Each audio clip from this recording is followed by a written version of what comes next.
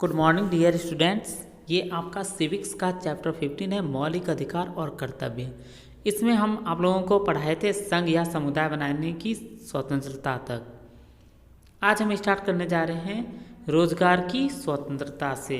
रोजगार की स्वतंत्रता के अनुसार भारत के नागरिक अपनी रुचि, योग्यता और सामर्थ्य के अनुसार कोई भी पेशा अपनाने में स्वतंत्र हैं।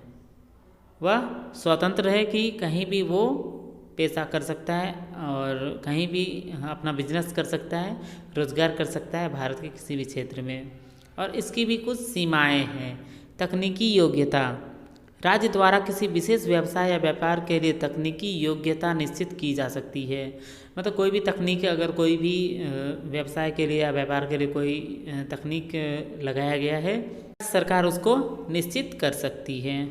राष्ट्र एवं समाज का हित, राष्ट्र और समाज के हित के लिए जैसे राज्य ऐसे व्यवसाय और व्यापारों पर प्रतिबंध लगा सकता है जो राज्य या समाज के हित में ना हो, जैसे जुआगर खोलना, शराब की भट्टी लगाना, तस्करी आदि। ये सब जो व्यापार होता है ये राष्ट्र और समाज के हित के लिए राज्य सरकार जो है इस पर प्रतिबंध लगा सकता है, बल्कि लगा नहीं सकता बल्कि लगाया हुआ है।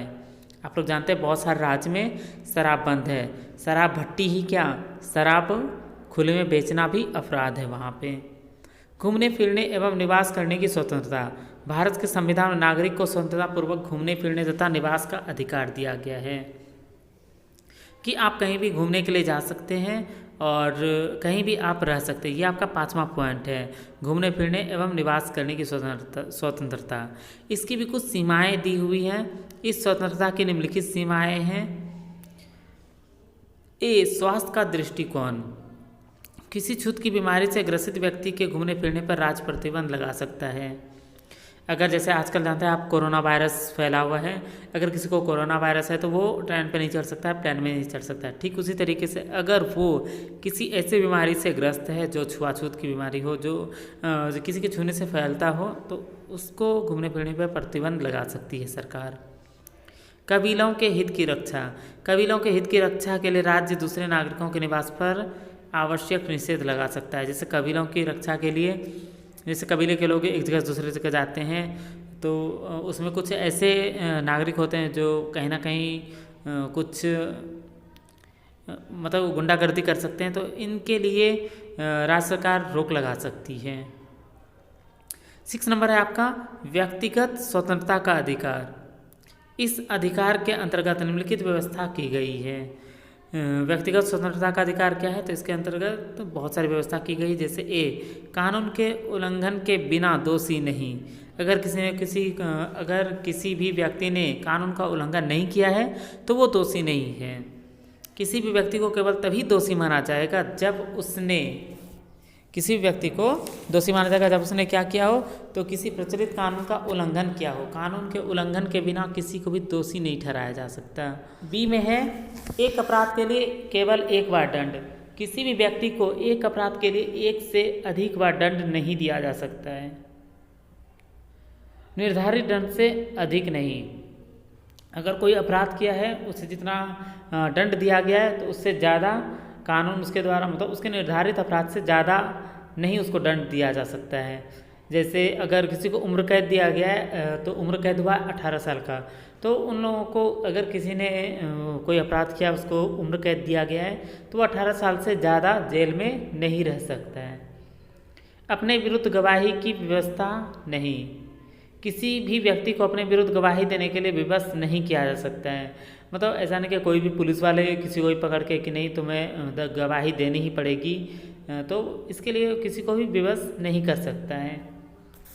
कानूनी प्रक्रिया, किसी व्यक्ति की स्वतंत्रता कानून प्रक्रिया के बिना नहीं छीनी जा सकती। तो किसी भी व्यक्ति की स्वतंत्रता, जैसे किसी को भी जेल कर दिया जाएगा, तो जब तक कानूनी प्रक्रिया नहीं होगी तब तक उसको जेल नहीं किया, या उसने कोई भी अपराध नहीं किया है उसको जेल में डाल दिया जाए, तो ये नहीं हो सकता है। 24 घंटे के अंदर मजिस्ट्रेट के सामने पेश करना, बंदी बनाए गए व्यक्ति को 24 घंटे के अंदर मजिस्ट्रेट के सामने पेश करना जरूरी है।